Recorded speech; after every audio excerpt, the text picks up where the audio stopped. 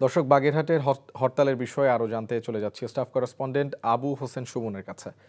সুমন, হরতাল কেমন পালন হচ্ছে, মানুষের সাড়া কেমন দেখছেন? এই যে বাগেরহাটের যে 4টি সংসদীয় আসন, তার মধ্যে একটিকে বিলুপ্ত করা হয়েছে এবং বাগেরহাটবাসী কিন্তু একে নিয়ে ইসি দপ্তরে আপত্তিও জানিয়েছিল, কিন্তু সেই আপত্তি আমলে না নিয়ে ইসি কিন্তু 4টি জায়গায় 3টি আসন রেখে কিন্তু গেজেট প্রকাশ করেছে। এর প্রতিবাদে কিন্তু বাগেরহাটের সদর সহ 9টি উপজেলাতে কিন্তু হরতাল চলছে এবং এই যে এই হরতালে কিন্তু সকল শ্রেণী পেশার মানুষ আমরা দেখেছি যে এই হরতালে সমর্থনে রাজপথে নেমেছে। এখানে সর্বদলীয় যে সম্মিলিত কমিটি রয়েছে, এখানে বিএনপি, জামাত, এনসিপি সহ যত রাজনৈতিক দল রয়েছে তারা কিন্তু এই হরতালের সমর্থনে সকাল থেকেই মাঠে রয়েছেন এবং বিভিন্ন পয়েন্টে তারা ব্যারিকেড দিয়ে এই হরতালকে সফল করছেন, যার ফলে কিন্তু সকল ধরনের যান চলাচল সম্পূর্ণ বন্ধ রয়েছে কিন্তু সকল সরকারি প্রতিষ্ঠান, শিক্ষা প্রতিষ্ঠান, দোকানপাট সবকিছুই। এছাড়া বাগেরহাট যে নির্বাচন অফিস এবং মংলার যে নির্বাচন অফিস রয়েছে সেখানে কিন্তু তালা ঝুলিয়ে দিয়েছে আন্দোলনকারীরা এবং এই আন্দোলনে আমরা দেখেছি যে সকল শ্রেণী পেশার মানুষ কিন্তু স্বতঃস্ফূর্তভাবে এই হরতাল পালন করছে। শোভন। দর্শক, আমরা জানছিলাম বাগেরহাটের হরতাল পরিস্থিতির খবর। পেঁয়াজ সংরক্ষণের জন্য এয়ারফ্লো মেশিনের সুফল পেতে শুরু করেছেন ফরিদপুরের কৃষকরা। কৃষি বিভাগের এই উদ্যোগে খুশি চাষিরা। উৎপাদিত পেঁয়াজ পচে যাওয়ার শঙ্কায় দ্রুত বিক্রি করতে হচ্ছে না তাদের। সংরক্ষণ করা যাচ্ছে মাসের পর মাস। ফলে দেশে পেঁয়াজের ঘাটতি অনেকটা কমে আসবে বলে মনে করছেন কৃষি কর্মকর্তারা। ফরিদপুর প্রতিনিধি সঞ্জীব দাসের পাঠানো রিপোর্ট। উৎপাদনের ঘাটতি আর পচনশীল পণ্যটির সংরক্ষণের অভাবে রান্নার অন্যতম অনুষঙ্গ পেঁয়াজের দাম হু হু করে বেড়ে যায়। মানভেদে অনেক সময় 100 থেকে 150 টাকায় বিক্রি হয় পেঁয়াজ। তবে আসার কথা হলো, পেঁয়াজ সংরক্ষণে নতুন একটি পদ্ধতি উদ্ভাবন করেছে কৃষি বিভাগ। এয়ারফ্লো মেশিন নামে নতুন এই যন্ত্রটির সাহায্যে মাসের পর মাস সংরক্ষণ করা যাবে পেঁয়াজ। এই যন্ত্রটি পেঁয়াজের জন্য একটি নিয়ন্ত্রিত তাপমাত্রা, আর্দ্রতা এবং বায়ু চলাচল নিশ্চিত করে, যা পচনশীলতা কমিয়ে দেয়। ফরিদপুর জেলায় এই মেশিনটি পেঁয়াজের এসি হিসেবে পরিচিতি পেয়েছে। এয়ারফ্লো মেশিন বসানোর জন্য 12 বর্গফুটের একটি পাকা ঘর তৈরি করতে হয়। এরপর 10 ইঞ্চি উঁচু করে বাঁশের মাচা বানাতে হয়। আমাদের মনে হয় এই পেঁয়াজটা পচে না, হালকা একটু শুকায় যায় 10% এর মতো। এটা পেঁয়াজ ভালো থাকে এবং অনেক সুন্দর থাকে এবং কোনো পেঁয়াজ পচবে না। এইভাবে যদি সংরক্ষণ করি তাহলে আমাদের পেঁয়াজের পচনশীল কম হবে এবং আমাদের বাড়ি থেকে পেঁয়াজ আমদানি করতে হবে না। এতে ক্রেতারা উপকৃত হচ্ছে এবং কৃষকরা উপকৃত হচ্ছে। বর্তমান সরকার প্রণোদনার মাধ্যমে এয়ারফ্লো মেশিন কৃষকদের কাছে দিয়েছে বলে জানালেন এই কৃষি কর্মকর্তা।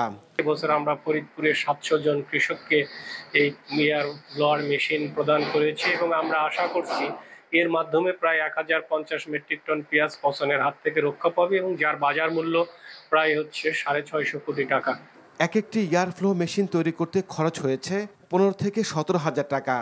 সারা দেশে এই পদ্ধতিতে পেঁয়াজ সংরক্ষণ করা গেলে পেঁয়াজের আমদানি কমবে, দেশের কৃষকরা লাভবান হবে বলে মনে করছেন সংশ্লিষ্টরা। NTV news desk. জুলাই আন্দোলনে রংপুরে প্রথম শহীদ আবু সাইদ হত্যা মামলার সাক্ষ্য গ্রহণ চলছে। সকালে ট্রাইব্যুনাল 1-এ আবু সাইদ হত্যা মামলায় সাক্ষ্য গ্রহণ শুরু হয়। গতকাল মামলার দ্বিতীয় সাক্ষী পুলিশের বুলেটের সামনে আবু সাইদের বুক পেতে দেওয়ার দৃশ্য সরাসরি সম্প্রচার করা সাংবাদিককে জেরা করেন আসামি পক্ষের আইনজীবীরা। পরে আবু সাইদের মরদেহের ময়নাতদন্তকারী চিকিৎসক ডাক্তার রাজিবুল সাক্ষ্য দেন। তাকে আজ আসামি পক্ষ থেকে জেরা করা হবে। এ মামলায় প্রথম সাক্ষ্য দেন আবু সাইদের বাবা।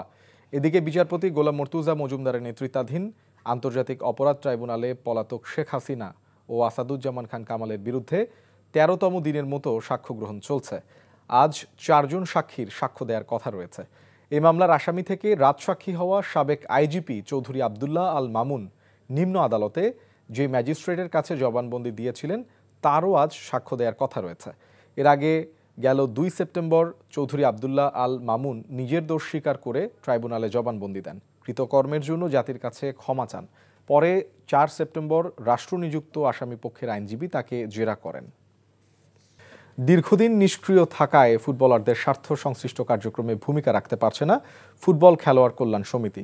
1987 সালে প্রতিষ্ঠা পাওয়া এই সংগঠন প্রায় 15 বছর ধরে আগের কমিটি বহাল আছে। সংগঠনের গতিশীলতা বৃদ্ধিতে নতুন নেতৃত্ব চায় সাবেক ও বর্তমান ফুটবলাররা। দ্রুততম সময়ে গঠনতন্ত্র সংশোধন ও সদস্য সংগ্রহের কাজ করে নতুন কমিটি করা হবে, জানিয়েছে দায়িত্বশীলরা। রিপোর্ট কুশল ইয়াসিরের।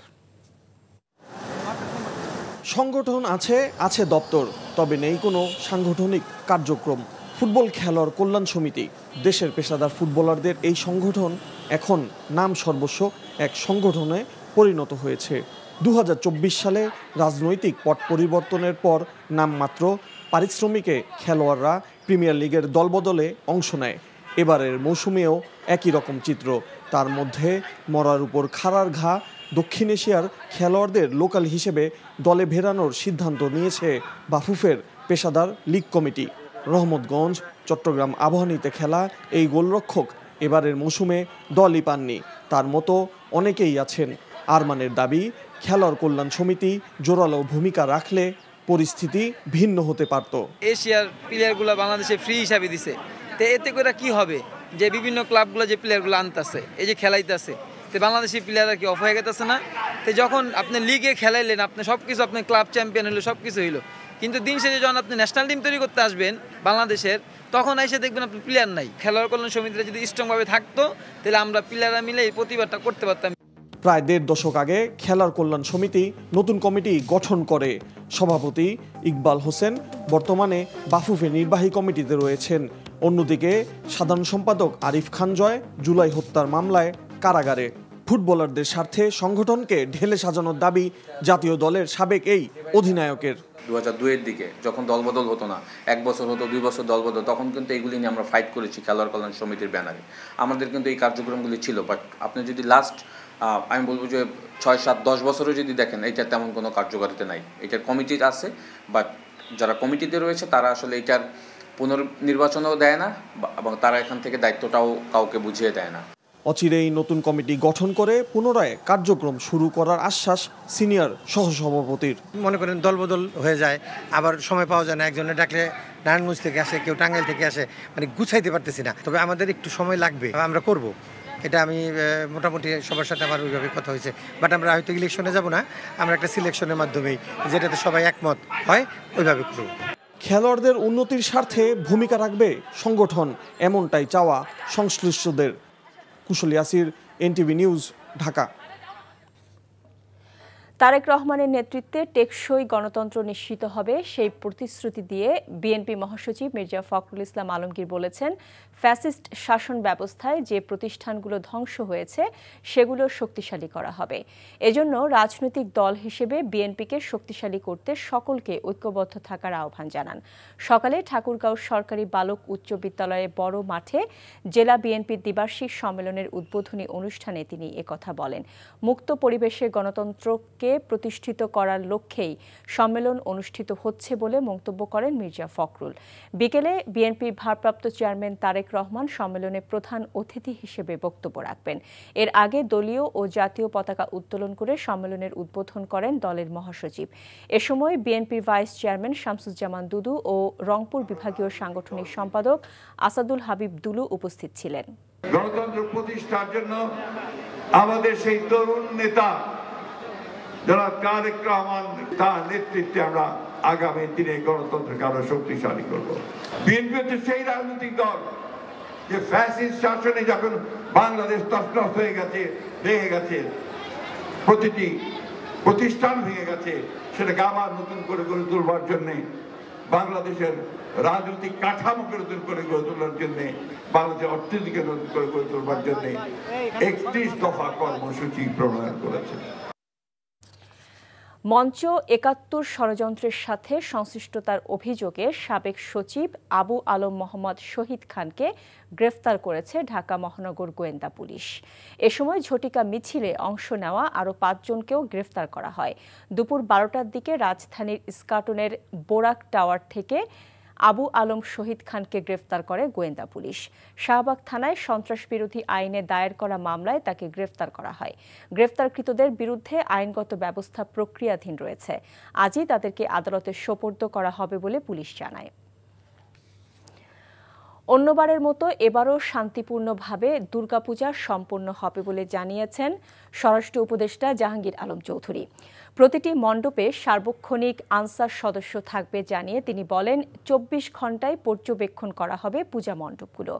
সকালে সচিবালয়ে আসন্ন শারদীয় দুর্গাপূজা উপলক্ষে আয়োজিত সভা শেষে এসব বলেন তিনি। ২৪ ঘন্টা যেন এই মণ্ডপটা একটা অবজারভেশনে থাকে, এই ব্যবস্থা থাকবে। আর আমাদের থেকে আনসারের সদস্যরাও থাকবে এবং তারাও এই ২৪ ঘন্টা ওটা অবজার্ভ করবে যেন কোনো রকমের কোথায় সমস্যা না হয়। আমরা একটা নতুন অ্যাপসও তৈরি করে দিয়েছি এবং ওইটার মাধ্যমে যদি কোনো রকমের ঘটনা ঘটে ওইটা সত্যতা আছে কিনা ওইটাও চেক করা যাবে এবং ওই ঘটনা যে ঘটছে ওইটা প্রতিকারও যেন সাথে সাথে নেওয়া যায় ওইটার ব্যবস্থা করা হয়েছে। বিদায় বেলায় সর্বস্তরের মানুষের শ্রদ্ধা ও ভালোবাসায় সিক্ত হলেন বামধারার লেখক, গবেষক ও চিন্তক বদরুদ্দীন ওমর। সোমবার কেন্দ্রীয় শহীদ মিনারে তার মরদেহে শেষ শ্রদ্ধা জানাতে আসেন রাজনীতিবিদ, সংস্কৃতি অঙ্গন সহ বিভিন্ন সামাজিক সংগঠনের সদস্যরা। শ্রদ্ধা জানান অন্তর্বর্তীকালীন সরকারের একাধিক উপদেষ্টা। শ্রদ্ধা জানানোর শেষে তারা বলেন, সাধারণ মানুষের অধিকার আদায়ের প্রশ্নে বদরুদ্দীন ওমর আমৃত্যু কাজ করে গেছেন। তার চলে যাওয়া রাজনৈতিক ও বুদ্ধিবৃত্তিক চর্চায় এক অপূরণীয় ক্ষতি। ইতিহাসের নির্মোহ বয়ানে তিনি ছিলেন আপোষহীন। আরও বলেন, ক্ষমতাকে বারবার চ্যালেঞ্জ করে গেছেন বদরুদ্দীন ওমর, তাই কখনো কোনো সরকারি পদক পুরস্কার গ্রহণ করেননি। শ্রদ্ধা নিবেদন শেষে বাদ জোহর ঢাকা বিশ্ববিদ্যালয়ের কেন্দ্রীয় মসজিদে তার জানাজা অনুষ্ঠিত হয়। পরে মরদেহ নেওয়া হয় জুরাইন কবরস্থানে সমাহিত করার উদ্দেশ্যে। হতাশাজনক পরিস্থিতিতেও আমরা তাকে কখনো হতাশা হতে দেখিনি। তিনি সংগ্রামে বিশ্বাস করতেন এবং শেষ মুহূর্ত পর্যন্ত সংগ্রামী ছিলেন। বদরুদ্দীন ওমর ছিলেন ভিন্ন ধর্মী একজন মানুষ। ওনাকে আমরা কখনোই কোনো অপশক্তির কাছে নিজের বুদ্ধি, বিবেক, চিন্তা চেতনাকে বন্ধক রাখতে দেখিনি। বদরুদ্দীন ওমর মুক্ত কণ্ঠ, স্বাধীন লেখনী, স্বাধীন বুদ্ধিবৃত্তিক চর্চার অগ্রনায়ক ছিলেন। তিনি সারা জীবন জুলুম, বৈষম্য, অপশাসন এগুলির বিরুদ্ধে কথা বলেছেন, সকল ন্যায়সঙ্গত সংগ্রামের পক্ষে দাঁড়িয়েছেন। আমাদের এই মুহূর্তে যে লড়াই, যে আমাদের ৭২-এর সংবিধান, যে সংবিধানকে আমরা মুজিববাদ এবং ফ্যাসিস্ট সংবিধান বলছি, বদরুদ্দীন ওমরও কিন্তু একইভাবে সেই সংবিধানের ৭২-এর মুজিববাদী সংবিধানের প্রবল বিরোধিতা করে গিয়েছে। বদরুদ্দীন ওমর, তার সাথে আমাদের নানা মতপথের পার্থক্য ছিল এই বাম আন্দোলনের ক্ষেত্রেও, কিন্তু তিনি যে সমাজ পরিবর্তনের স্বপ্ন দেখেছিলেন সে ব্যাপারে আমরা ঐক্যমত্য ছিলাম। আর মাত্র দুদিন পরেই জাহাঙ্গীরনগর বিশ্ববিদ্যালয় কেন্দ্রীয় ছাত্র সংসদ জাকসু নির্বাচন। কাল শেষ হচ্ছে প্রচারণা। এদিকে শেষ মুহূর্তে প্রার্থিতা ফিরে পেতে হাইকোর্টে রিট দায়ের করেছেন আমর্ত্য রায় নামে একজন ভিপি প্রার্থী। শেষ সময়ে প্রার্থিতা বাতিল করে এমন পরিস্থিতি তৈরি করা নির্বাচন কমিশনের অদূরদর্শিতা, গাফিলতির মাধ্যমে নির্বাচন বানচালের ষড়যন্ত্র বলে অভিযোগ তুলেছেন প্রতিদ্বন্দ্বী প্রার্থীরা। আরও জানাচ্ছেন জাহিদুর রহমান। এতদিন ধরে চলেছে বিরামহীন গণসংযোগ। ইশতেহার ছাড়াও গালভরা প্রতিশ্রুতির ডালা নিয়ে চষে বেড়ানো প্রার্থীরা স্তম্ভিত নির্বাচন স্থগিত চেয়ে হাইকোর্টে রিট করার খবরে। নির্বাচনের শেষ মুহূর্তে সম্প্রীতির ঐক্য প্যানেলের ভিপি প্রার্থী অমর্ত্য রায় জনের প্রার্থিতা বাতিলের বিষয়টিকে ভালো চোখে দেখছেন না তারই প্রতিদ্বন্দ্বী প্রার্থীরা। এখানে প্রশ্নটা হচ্ছে আমাদের এইখানেই যে যখন চূড়ান্ত প্রার্থী তালিকা ঘোষণা করা হলো তখন কেন তাকে বাদ দেওয়া হলো না। বিশ্ববিদ্যালয় প্রশাসনকেই আসলে এখানে দায়ী করব। বিশ্ববিদ্যালয় প্রশাসনের এখানে নির্বাচন বানচালের কোনো দূরভিসন্ধি ইচ্ছা আছে কিনা আসলে এটা একটু খতিয়ে দরকার। খুবই উদ্বেগের কারণ এবং আমরা মনে করছি এটা নির্বাচনের পরিবেশকে অবশ্যই হ্যাম্পার করবে। ভোটের যে অধিকার সেটিকে আসলে বিঘ্নিত করার যে একটি কুটচাল এটি হতে পারে। 2024 সালের ফেব্রুয়ারি মাসে জাহাঙ্গীরনগর বিশ্ববিদ্যালয়ে শেখ মুজিবুর রহমানের প্রতিকৃতি মুছে ব্যঙ্গচিত্র অঙ্কনের ঘটনায় প্রত্নতত্ত্ব বিভাগের শিক্ষার্থী ছাত্র ইউনিয়নের একাংশের সভাপতি অমর্ত্য রায় জনকে বিশ্ববিদ্যালয় থেকে 1 বছরের জন্য বহিষ্কার করেছিল কর্তৃপক্ষ। মামলাও হয়েছিল তার বিরুদ্ধে। অনিয়মিত শিক্ষার্থী, সেই সঙ্গে জাকসু গঠনতন্ত্রের আলোকে ভিপি পদে প্রার্থিতা ও ভোটার তালিকা থেকে তার নাম বাতিলের বিষয়ে নির্বাচন স্থগিত চেয়ে উচ্চ আদালতের শরণাপন্ন হওয়ায় নির্বাচন অনুষ্ঠান নিয়ে অনিশ্চয়তায় ভোটাররাও। জানিয়েছেন নিজেদের ক্ষুব্ধ প্রতিক্রিয়া। আমরা মনে করি বিশ্ববিদ্যালয় প্রশাসন প্রচণ্ড পরিমাণ অথর্ব, আর না হয় এই বিশ্ববিদ্যালয় নির্বাচন কমিশন অতি চালাক। কোনো ধরনের মামলা হামলা রিট এগুলো দিয়ে হচ্ছে চাকসুকে আটকানো সম্ভব না। আমরা আশা করি এটা খুবই শান্তিপূর্ণভাবে সমাধান হবে। দীর্ঘ 33 বছর পর আগামী 11 সেপ্টেম্বর অনুষ্ঠিত হবে চাকসু নির্বাচন। নিরাপদ ক্যাম্পাসের পাশাপাশি নিজেদের অধিকার রক্ষায় অস্থিতিশীল পরিস্থিতি এড়িয়ে আইনগত বিষয়ে মোকাবেলা করেই যথাসময়ে নির্বাচন হবে, এমনটাই প্রত্যাশা প্রার্থী, ভোটার সহ সকলের। Zahidur Rahman, NTV news, Savar, Dhaka. জলবায়ু পরিবর্তনজনিত বিপর্যয় মোকাবেলায় প্রতি বছর $30 বিলিয়ন আন্তর্জাতিক সহায়তা প্রয়োজন বলে জানিয়েছেন অর্থ উপদেষ্টা ডক্টর সালেউদ্দিন আহমেদ। সকালে রাজধানীর আগারগাঁও PKSF মিলনায়তনে জলবায়ু অভিঘাত মোকাবেলার অর্থায়ন বিষয়ে গণমাধ্যম কর্মীদের জন্য আয়োজিত এক কর্মশালার উদ্বোধনী অনুষ্ঠানে তিনি এসব কথা বলেন। IMF এর আগামী সম্মেলনে এই খাতে $5 বিলিয়ন চাওয়া হবে বলেও জানান অর্থ উপদেষ্টা। তিনি বলেন, জলবায়ু পরিবর্তনজনিত দুর্যোগে ক্ষতির প্রবণতায় সবচেয়ে চ্যালেঞ্জিং অবস্থানে বাংলাদেশ। এ বিষয়ে মানুষের জানাশোনাও যথেষ্ট কম। তবে দুর্যোগ মোকাবেলায় যত কথা হয়, কাজ হয় তার চেয়েও কম। তাই কারো জন্য অপেক্ষা না করে জনসচেতনতা বাড়ানোর ওপর গুরুত্ব আরোপ করেন সালেউদ্দিন আহমেদ। হবিগঞ্জের রশিদপুরে বন্ধ থাকা গ্যাস কূপ থেকে দৈনিক পাওয়া যাবে 10 মিলিয়ন ঘনফুট গ্যাস। আগামী 10 বছর কূপটি থেকে পাওয়া যাবে 25.55 বিলিয়ন ঘনফুট গ্যাস, যার মূল্য 4,700 কোটি টাকা। এ কূপটি রিফ্রেশ করতে খরচ পড়বে 73 কোটি টাকা। বিষয়টি নিশ্চিত করেছেন রশিদপুর গ্যাস ফিল্ডের DGM মোহাম্মদ শহীদুল্লাহ। তিনি বলেন, কূপটি চালু হলে দৈনিক 8 থেকে 10 মিলিয়ন ঘনফুট গ্যাস প্রাপ্তির খবর খুবই আশাব্যঞ্জক। পাইপলাইন এবং প্রসেস প্ল্যান্ট বিদ্যমান রয়েছে জানিয়ে তিনি বলেন, গ্যাস উত্তোলন ও সরবরাহের ক্ষেত্রে অন্য কোনো জটিলতা নেই।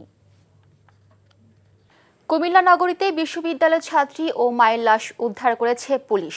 হত্যাকারীদের গ্রেফতার ও তাদের দৃষ্টান্তমূলক শাস্তির দাবিতে বিক্ষোভ করেছে সহপাঠীরা। কুমিল্লা প্রতিনিধি মাহফুজ নান্টুর রিপোর্টে বিস্তারিত।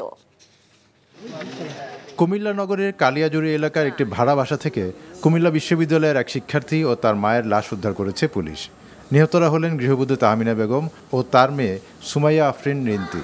নিহত সুমাইয়া কুমিল্লা বিশ্ববিদ্যালয়ের লোক প্রশাসন বিভাগের 16তম ব্যাচের 3য় বর্ষের শিক্ষার্থী। সিসিটিভির ফুটেজে দেখা গেছে যে একজন মানুষ উপরের দিকে উঠছে, একটা অপরিচিত, তারাও যারা নিচে একটা স্কুল আছে তারাও সেটা অপরিচিত।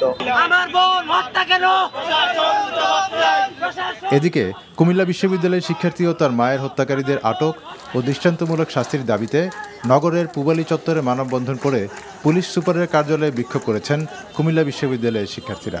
খুবই উদ্বিগ্ন এবং খুব মর্মাহত এটাতে। হ্যাঁ, আমি ইতিমধ্যে এসপি সাহেবের সাথে কথা বলেছি এবং আমরা চাচ্ছি যে এটা দ্রুত তদন্ত হোক। পুলিশ বলছে, ময়নাতদন্ত শেষে হত্যাকাণ্ডের কারণ নিশ্চিত হওয়া যাবে। বারোটার সময় লাশ উদ্ধার করেছি, CID নিয়ে গেছি, আমরা PBI নিয়ে গেছি, ক্রাইম নিয়েছি, সবকিছু নিয়েছি। প্রাথমিক ধারণা হচ্ছে যে হত্যাকাণ্ড হতে পারে। সবার নিরাপত্তায় প্রশাসনকে কার্যকর ভূমিকা রাখার দাবি জানিয়েছেন নগরবাসী। NTV news desk. পুলিশের ঢাকা রেঞ্জের অতিরিক্ত DIG সিদ্দিকুর রহমান বলেছেন, নুরাল পাগলার মাজারকে কেন্দ্র করে যারা আইন শৃঙ্খলা ভেঙেছে তাদের আইনের আওতায় আনা হবে। দুপুরে রাজবাড়ির গোয়ালন্দে নুরাল পাগলার মাজার পরিদর্শন শেষে তিনি একথা বলেন। মাজারে হামলা, ভাঙচুর, মরদেহ পোড়ানোর ঘটনায় যারাই জড়িত তারাই শাস্তি পাবে, এমনকি প্রশাসনের লোক হলেও তার বিরুদ্ধে ব্যবস্থা নেওয়া হবে। তিনি আরও বলেন, এই ঘটনার কোনো নিরপরাধ ব্যক্তি যাতে হয়রানি না হয় সেজন্য ভিডিও ফুটেজ পর্যালোচনা করে গ্রেপ্তার করা হয়েছে। এদিকে ক্ষতিগ্রস্ত মাজারে কাজ করছে CIDর ক্রাইম সিন ইউনিট। পুলিশের দায়ের করা মামলায় এখন পর্যন্ত 11 জনকে গ্রেফতার করা হয়েছে।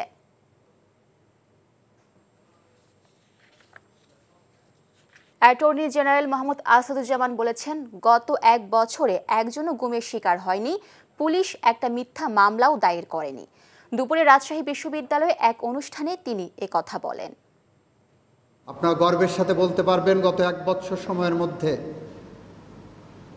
বাংলাদেশের মাটিতেই একজন নাগরিকও গুমের শিকার হয়নি। পুলিশ একটিও মিথ্যা গায়েবী মামলা দায়ের করেনি প্রতিপক্ষকে ঘায়েল করার জন্য। বিএনপির ভারপ্রাপ্ত চেয়ারম্যান তারেক রহমান ঘোষিত রাষ্ট্র কাঠামো মেরামতের ৩১ দফা বাস্তবায়নে জনসচেতনতা সৃষ্টির লক্ষ্যে নওগাঁ শহরে লিফলেট বিতরণ করা হয়েছে। নওগাঁ ৫ আসনের সাবেক সংসদ সদস্য ও জেলা বিএনপির সাবেক সাধারণ সম্পাদক জাহিদুল ইসলামের নেতৃত্বে নেতাকর্মীরা এই লিফলেট বিতরণ করেন। দুপুরে শহরের তাজের মোড় থেকে লিফলেট বিতরণ শুরু করা হয়। পরে বিভিন্ন গুরুত্বপূর্ণ এলাকায় এই লিফলেট বিতরণ করা হয়। রংপুর বেগম রোকেয়া বিশ্ববিদ্যালয়ের সামনে এক শিক্ষার্থী পিকআপের ধাক্কায় আহত হওয়ার প্রতিবাদে সড়ক অবরোধ করে বিক্ষোভ করেছেন শিক্ষার্থীরা। আহত ফারজান ইসলাম রাকাকে রংপুর মেডিকেল কলেজ হাসপাতালে ভর্তি করা হয়েছে। রাকা বিশ্ববিদ্যালয়ের দুর্যোগ ব্যবস্থাপনা বিভাগের শিক্ষার্থী।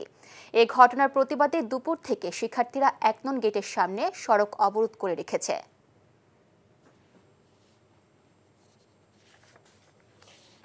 বাস চালক ও শ্রমিকদের বেতন ভাতা বাড়ানোর দাবিতে রাজশাহী থেকে ঢাকাগামী কয়েকটি পরিবহনের বাস চলাচল বন্ধ করে দিয়েছে শ্রমিকরা। তবে একতা পরিবহনের বাস চলাচল স্বাভাবিক রয়েছে। শ্রমিকরা জানান, রাজশাহী ঢাকা রুটে বাসের স্টাফদের বেতন খুব কম। ন্যাশনাল ট্রাভেলস রাজশাহী ঢাকা যাওয়া আসায় চালকদের প্রতি ট্রিপে বেতন দেয় ১১০০ টাকা, সুপারভাইজারদের দেয় ৫০০ টাকা ও চালকের সহকারীকে দেয় ৪০০ টাকা। এছাড়া দেশ ট্রাভেলসের চালকদের প্রতি ট্রিপে দেওয়া হয় ১২০০ টাকা। চালকদের বেতন প্রতি ট্রিপে ২০০০ টাকা করার দাবি জানিয়েছে শ্রমিকরা। এই দুই পরিবহনের শ্রমিকদের দাবির সাথে একত্রতা ঘোষণা করে একতা পরিবহন বাদে অন্য পরিবহনও রাজশাহী ঢাকা রুটে বাস চলাচল বন্ধ রেখেছে। একই দাবিতে নাটোরেও কর্মবিরতি শুরু করেছে ঢাকাগামী যাত্রীবাহী বাসের চালক, সুপারভাইজার ও সহকারীরা। দীর্ঘ অপেক্ষা শেষে আর কয়েক ঘন্টা পরেই ভোট উৎসবে মাতবে ঢাকা বিশ্ববিদ্যালয়ের শিক্ষার্থীরা। আনুষ্ঠানিক প্রচারণা না থাকলেও ক্যাম্পাস জুড়েই ছিল ডাকসুর নির্বাচনী আমেজ। এরই মধ্যে নির্বাচনের সব প্রস্তুতি সম্পন্ন করেছে ঢাকা বিশ্ববিদ্যালয় প্রশাসন।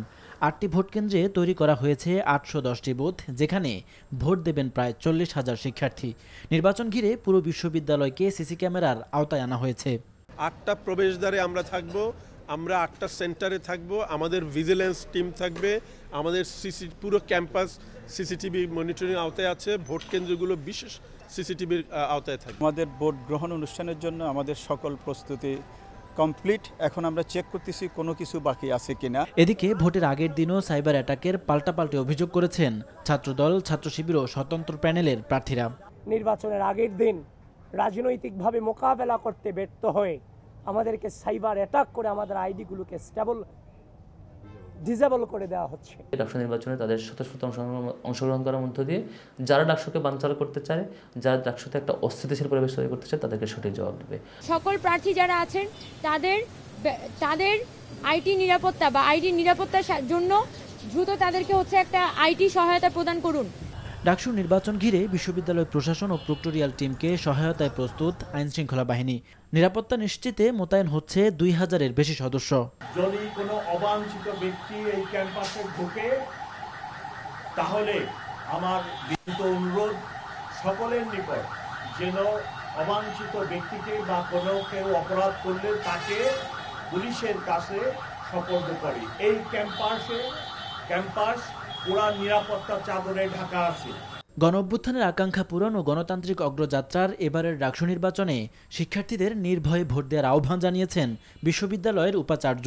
আমাদের শিক্ষার্থীদের উদ্দেশ্যে বলছি, নির্ভয়ে তোমরা আসবে, আমরা তোমাদের জন্য অপেক্ষা করছি এবং একটি ভালো নির্বাচনের মাধ্যমে গণতন্ত্র উত্তরণের প্রক্রিয়াতে গণতন্ত্রকে প্রাতিষ্ঠানিকরণের ঢাকা বিশ্ববিদ্যালয়ের যে দীর্ঘদিনের ঐতিহ্য, সেটি পূরণে তোমরা তোমাদের ভূমিকা পালন করবে। এবারের ডাকসু নির্বাচনে ২৮ পদে 10টি প্যানেল ও স্বতন্ত্রভাবে মোট ৪৭০ জন প্রার্থী প্রতিদ্বন্দ্বিতা করছেন। নূর হোসেন, এনটিভি নিউজ, ঢাকা। এই মুহূর্তে ঢাকা বিশ্ববিদ্যালয় ক্যাম্পাসে আছেন সহকর্মী আপেল শাহরিয়ার। আপেল, ক্যাম্পাসের সার্বিক আইনশৃঙ্খলা পরিস্থিতি এবং নির্বাচনী প্রস্তুতি কেমন দেখছেন, আর বিশ্ববিদ্যালয় প্রশাসন কি বলছে?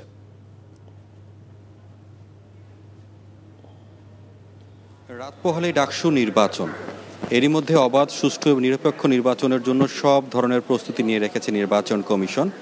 যে 8টি কেন্দ্রে ভোট অনুষ্ঠিত হবে তার একটি উদয়ন স্কুল অ্যান্ড কলেজ। আমি এখন যেখানে আছি, আপনি দেখতে পাচ্ছেন এর মধ্যে পুলিশের যে উপস্থিতি লক্ষ্য করছেন, আপনি দেখতে পাচ্ছেন যে প্রতিটা কেন্দ্রে কিন্তু পুলিশ রয়েছে। এবং আমি নির্বাচন কমিশনে গিয়েছিলাম, কথা বললাম, তারা বলছেন যে সার্বিক যে প্রস্তুতি যেটি রয়েছে রাতের মধ্যেই শেষ করা হবে এবং আগামীকাল অর্থাৎ ভোট গ্রহণের আগেই ব্যালট বাক্স পেপারগুলো পৌঁছানো হবে। অর্থাৎ রাতে কোনো ধরনের কোনো কেন্দ্রেই ব্যালট বাক্স পেপার কিন্তু পৌঁছানো হবে না, সকালে সেটি দেয়া হবে। আর এই যে আমি যে কেন্দ্রে রয়েছি এখানে 4টি হলের শিক্ষার্থীরা ভোট দিবেন। আর এখন আমি যে বুথগুলো দেখাচ্ছি আপনাকে, যদি দেখতে পারেন, এই বুথগুলোতে জিয়াউর রহমান হলের শিক্ষার্থীরা ভোট দিবেন এবং এই কেন্দ্রে মোট 6155টি ভোট রয়েছে। অর্থাৎ এবং আজকেও আমি দেখলাম যে বেশ কয়েকজন অভিযোগ করেছেন সামাজিক যোগাযোগ মাধ্যমে বিভিন্ন ধরনের অপপ্রচার, অপতথ্য, গুজব ছড়ানো হচ্ছে এবং বেশ কয়েকজন শিক্ষার্থীর ফেসবুক অ্যাকাউন্ট হ্যাক করে দেওয়া হয়েছে। এই জন্য সার্বিক বিষয়ে আমরা যেটি বলছি যে এখন এখানে আসলে বিশ্ববিদ্যালয় কর্তৃপক্ষ এখানে রয়েছেন, তারা আসছেন, তারা এখানে কথা বলবেন সব মিলে। অর্থাৎ কোনো ধরনের যাতে বিশৃঙ্খলা, অনাকাঙ্ক্ষিত ঘটনা না ঘটে এর জন্য পর্যাপ্ত নিরাপত্তা ব্যবস্থা নেওয়া হয়েছে। জানছিলাম ডাকসু নির্বাচনের প্রস্তুতির খবর। জনগণকে বাইরে রেখে কোনো কিছু করা হলে অরাজক পরিস্থিতির সৃষ্টি হবার আশঙ্কা রয়েছে উল্লেখ করে বিএনপির ভারপ্রাপ্ত চেয়ারম্যান তারেক রহমান বলেছেন, যতক্ষণ পর্যন্ত দেশ গণতন্ত্রের রেল লাইনে চলা শুরু না করবে ততক্ষণ পর্যন্ত বিএনপির আন্দোলন চলমান থাকবে। তারেক রহমান বলেন, জনগণ সিদ্ধান্ত নেবে কারা আগামী দিনে দেশ পরিচালনা করবে। হাসান মাহমুদের রিপোর্ট। ঠাকুরগাঁও জেলা বিএনপির সম্মেলন উপলক্ষে নেতাকর্মীদের উপস্থিতিতে সরব হয়ে ওঠে ঠাকুরগাঁও সরকারি বালক উচ্চ বিদ্যালয়ের বড় মাঠ। সম্মেলনের উদ্বোধন করেন বিএনপি মহাসচিব মির্জা ফখরুল ইসলাম আলমগীর। লন্ডন থেকে অনলাইনে সম্মেলনে যুক্ত হয়ে বিএনপির ভারপ্রাপ্ত চেয়ারম্যান তারেক রহমান বলেন, বিভিন্ন দলের ভিন্ন ভিন্ন মত থাকতে পারে, তবে জনগণকে বাইরে রেখে কোনো কিছু করা হলে অরাজকতা সৃষ্টি হতে পারে। জনগণের কাছে যাওয়ার পরিবর্তে যদি শুধু নিজেরাই আমরা কথা বলতে থাকি তাহলে ওই যে একটু আগে বললাম একটি অরাজক পরিস্থিতি তৈরি হবে, যেই পরিস্থিতি কাঙ্ক্ষিত নয় দেশের জন্য, কাঙ্ক্ষিত নয় জনগণের কাছে। যে পরিস্থিতি পলাতক স্বৈরাচারকে আবার ফিরে আসার পরিস্থিতি হয়তো তৈরি করতে পারে। গণতন্ত্রের প্রতি যে কোনো হুমকিকে আমরা মোকাবেলা করব, অবশ্যই অবশ্যই সেই পদ্ধতিতে যে পদ্ধতি জনগণ সমর্থন করে এমন কোন পরিস্থিতিতে বা এমন কোন পদ্ধতি আমরা অনুসরণ করব না যেই পদ্ধতিতে জনগণের শান্তি এবং শৃঙ্খলা নষ্ট হয়। তারেক রহমান বলেন, অনেক আত্মদানের বিনিময়ে ফ্যাসিবাদের পতন হয়েছে, এখন সবাই মিলে দেশকে সামনের দিকে এগিয়ে নিয়ে যেতে হবে, জনগণের সিদ্ধান্ত নেওয়ার পথকে সুগম করে দিতে হবে। যেই বিষয়গুলোতে আমরা একমত হতে পারিনি, আসুন আসুন জনগণের উপরে যদি বিশ্বাস রাখেন, জনগণের উপরে যদি আস্থা রাখেন, তাহলে জনগণের উপরে ছেড়ে দিন। আপনার নীতি, আদর্শ, আপনার লক্ষ্য, উদ্দেশ্য জনগণের সামনে উপস্থাপন করুন। লেট পিপল ডিসাইড, জনগণকে সিদ্ধান্ত নিতে দিন। সব ধরনের ষড়যন্ত্র থেকে সবাইকে সতর্ক থাকার আহ্বান জানান তারেক রহমান। Hasan Mahmud, NTV news, Dhaka. জাতীয় নির্বাচন নিয়ে এখনো কোনো দিক নির্দেশনা পায়নি সেনাবাহিনী জানিয়ে তারা বলছে, নির্বাচন কমিশন থেকে যে দায়িত্ব দেওয়া হবে সেটা যথাযথভাবে পালন করতে প্রস্তুত রয়েছে সেনাবাহিনী। দুপুরে ঢাকা সেনানিবাসের অফিসার্স মেসে আয়োজিত এক ব্রিফিংয়ে সেনা সদরের কর্নেল শফিকুল ইসলাম এসব কথা জানান। তিনি বলেন, মব সন্ত্রাসের বিরুদ্ধে জিরো টলারেন্স অবস্থানে রয়েছে সেনাবাহিনী। মব সন্ত্রাস করে মুক্তিযোদ্ধা এবং মুক্তিযুদ্ধকে খাটো করার সুযোগ নেই উল্লেখ করে সেনাবাহিনীর এই মুখপাত্র বলেছেন, আগামী জাতীয় নির্বাচনে সেনাবাহিনী মোতায়েন হবে কিনা সে ব্যাপারে এখনো কোনো নির্দেশনা পায়নি সেনাবাহিনী। তবে নির্বাচন কমিশন থেকে যে দায়িত্ব দেওয়া হবে সেটা পালন করতে প্রস্তুত তারা। আর গুম কমিশনের সঙ্গে সেনাবাহিনীকে জড়িয়ে গুজব রটানো হচ্ছে দাবি করে তিনি বলেন, তদন্তে গুম কমিশনকে সর্বাত্মক সহযোগিতা করছে সেনাবাহিনী।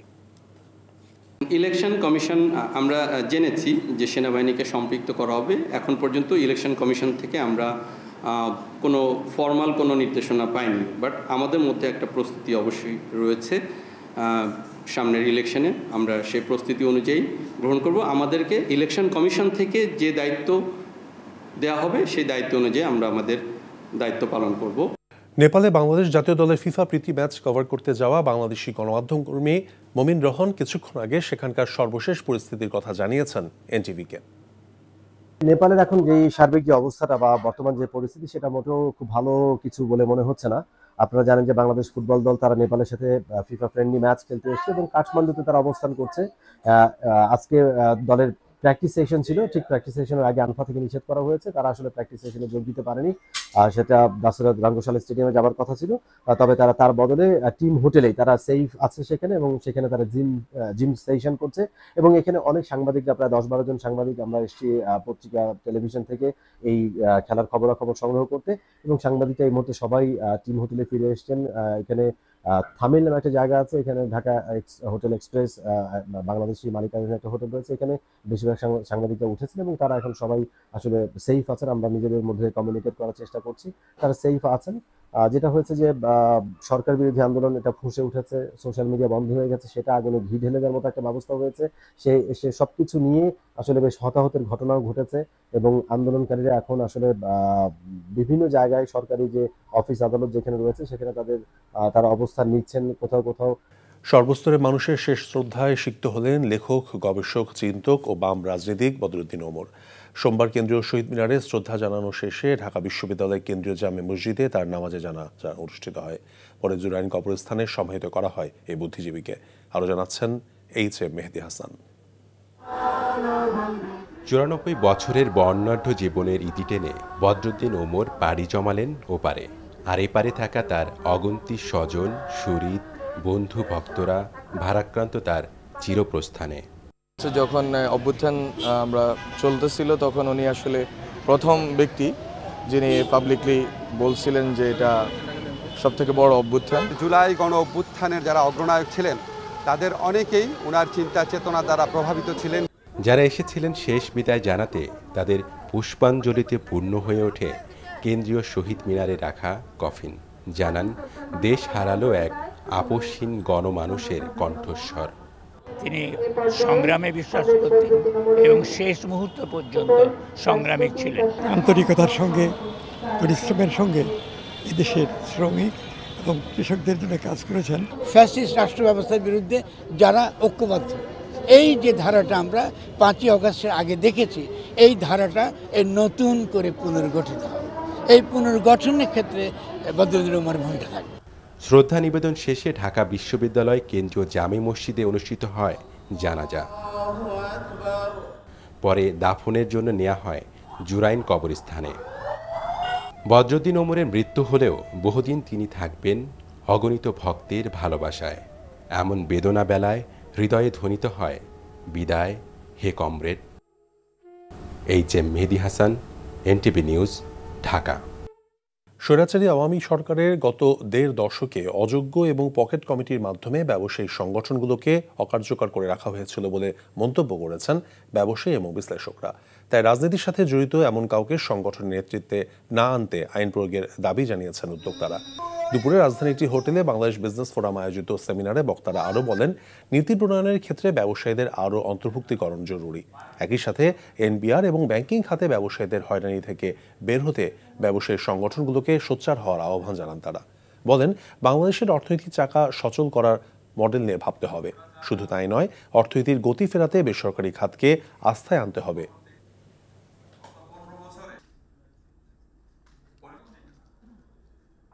15 বছরের যে কর্তৃত্ববাদী শাসন আমলে আমাদের ভয়াবহ একটা গোষ্ঠীতন্ত্র, অনৈতিক গোষ্ঠীতন্ত্রের একটা বাস্তবতা আমরা দেখেছি। ওই গোষ্ঠীতন্ত্রকেই তো আঘাত করতে হবে, সেটা প্রয়োজন, কিন্তু অর্থনীতির চাকা ঘুরাবে কারা? বেসরকারি খাতের গুরুত্ব সেভাবে তুলে এবং বেসরকারি খাত নিজেকেও সেই যোগ্যতার চেহারায় উপস্থাপন করতে হবে সমাজের মাধ্যমে। রাজনীতির সাথে সম্পৃক্ত থাকবে তারা এই ধরনের ট্রেড বডিগুলির মধ্যে কোনো শীর্ষ নেতৃত্বে তারা আসতে পারবে না। এই ধরনের কোনো পলিসি করা যায় কিনা এইটা একটু ভেবে দেখবেন আপনারা। আসন্ন বিসিবি নির্বাচন যথাসময়ে আয়োজন করতে সরকারের পক্ষ থেকে সর্বোচ্চ সহযোগিতা করা হবে বলে জানিয়েছেন যুব ও ক্রীড়া উপদেষ্টা আসিফ মাহমুদ সজীব ভুঁইয়া। ক্রীড়া সাংবাদিকদের সঙ্গে মত বিনিময়কালে একথা জানান তিনি। এ সময় ক্রিকেট এবং ফুটবলের বিকেন্দ্রীকরণ সহ নানান ইস্যুতে আলোচনা হয়। রিপোর্ট কুশলী আসিরের। 1 বছর পর ক্রীড়া সাংবাদিকদের সঙ্গে আসিফ মাহমুদের মতবিনিময় সভা, যার পেছনে মূল উদ্যোগ প্রধান উপদেষ্টার প্রেস সেক্রেটারির। এমন মতবিনিময় সভায় ছিলেন বিসিবির প্রধান আমিনুল ইসলাম বুলবুল। আসন্ন বিসিবি নির্বাচনের আগে এখানে তাঁর উপস্থিতি তাৎপর্যপূর্ণ। নানা গুঞ্জন থাকলেও ক্রীড়া উপদেষ্টা জানিয়েছেন নির্বাচন আয়োজনে পূর্ণাঙ্গ সহযোগিতা করা হবে। বিসিবি একটা স্বতন্ত্র সংস্থা, বিসিবি সকল সিদ্ধান্ত নেবে, তবে সরকারের পক্ষ থেকে আমাদের সর্বোচ্চ সহযোগিতা থাকবে যথাসময়ে বিসিবি নির্বাচন আয়োজন করার বিষয়ে। এক্ষেত্রে নানা ধরনের গুঞ্জন শোনা যায়, তবে আমাদের দিক থেকে চেষ্টা থাকবে যেন আমরা যথাসময়ে নির্বাচনটা আয়োজন করতে পারি। সভায় অন্যতম আলোচ্য বিষয় ছিল বিসিবি ও বাফুফের গঠনতন্ত্র সংশোধন। আইসিসির এবং ফিফার গাইডলাইনের মধ্যে থেকেও কিন্তু আপনার লোকাল ইকোসিস্টেম ফ্রেন্ডলি একটা গঠনতন্ত্র করা যায় এবং তাদের সাথে কনসালটেশনের মাধ্যমে করা যায়, এটা এমন না যে করা যায় না। রিজিওনাল ক্রিকেট ফ্রেন্ডলি বিকেন্দ্রীকরণের যে এজেন্ডা নিয়েছে সেই ফ্রেন্ডলি একটা কনস্টিটিউশন ফুটবলে এবং ক্রিকেটেও আপনারা জানেন যে উদ্যোগ নেওয়া হয়েছিল। ক্রীড়া ক্ষেত্রে সীমিত বাজেটের মধ্যেই বিদ্যমান ক্রীড়া স্থাপনা সমূহের উন্নয়ন করার চেষ্টা চলছে জানান আসিফ মাহমুদ। কুশলী আসির, এনটিভি নিউজ, ঢাকা।